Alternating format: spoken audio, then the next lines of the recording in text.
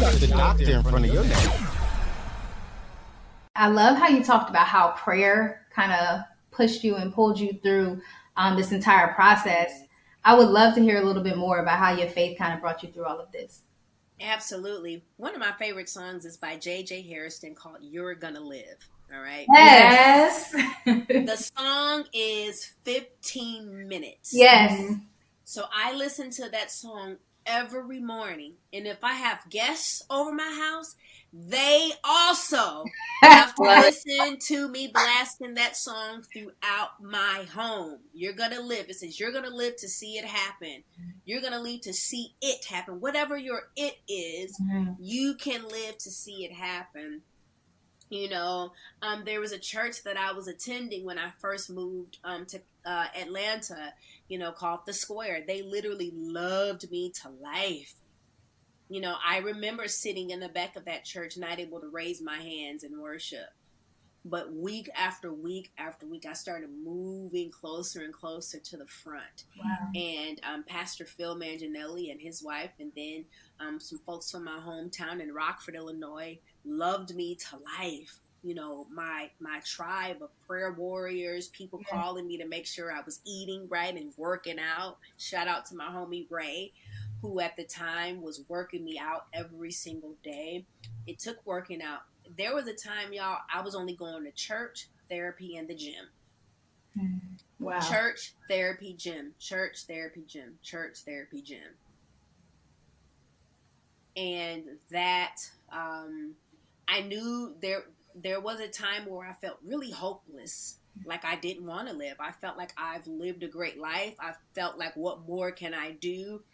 Getting married and having kids wasn't like on my priority list, because I felt like, what is marriage and children gonna add? I'm good. I'm okay. And I remember playing Let's Make a Deal with God. Like, God, I'm good. Take me out the game. Then there was a time where it turned into, yes, I feel hopeless. Yes, I'm feeling like at the bottom of the barrel in this pit. But I could just see myself looking up, like, okay, God, I do want to live. I do want to live. And that's when I checked myself into the treatment facility in 2018. What was it like checking yourself in? Oh, child. Well, I thought I was going to get away with it. I thought that I could check in under my first name and that nobody would know who I was. I checked, all I had on, I think I had on like a black sweatsuit and a hat.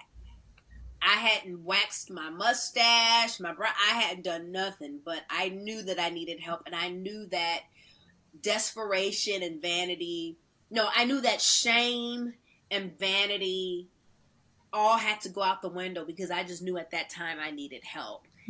And the people were very, very kind. The nurses they felt so bad for me because I didn't have no underwear. I didn't have any clothes. I literally came in with what I had on. And if they had a bed for me, they checked me in. Y'all, I got a corner suite. It was so, I had my own room. It was a little sweet, honey. It was, your corner rooms are always going to be a little bigger, whether it's a hotel, get you a little in-unit townhome. For some reason, they're going to be the biggest. Just a little FYI. Ask your realtor. Don't fight me. I believe I know what I'm talking about. You do. I used to work in an inpatient hospital, so I like to hear people's experiences with that. And checking in was fine. They were very kind to me. I did not like the powdered eggs at all. I knew they were powdered, but I had to eat. But what I noticed, y'all, everybody there looked like us. Wow. No one was twitching. Nobody was having the look of mental illness. Nobody was tripping out. Now, I'm sure that they had a ward for maybe some more severe cases, but where I was, maybe because I was a little more stable, there were people there that were definitely struggling with loss, identity, not feeling like they couldn't be who they wanted to be, and wanting to kill themselves. People feeling like there is no hope for their condition. It was just amazing to see. It was amazing to see. And then TMZ found out.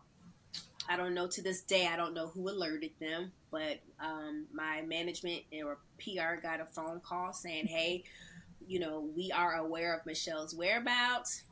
And so they got in touch with me. My management got in touch with me. Now, mind you, when you check yourself into a treatment facility, you cannot have your phone. You cannot have your belongings at all. They don't care who you are. You can't have it. So I remember them having to call the nurse's desk. Then I had to go use a separate phone.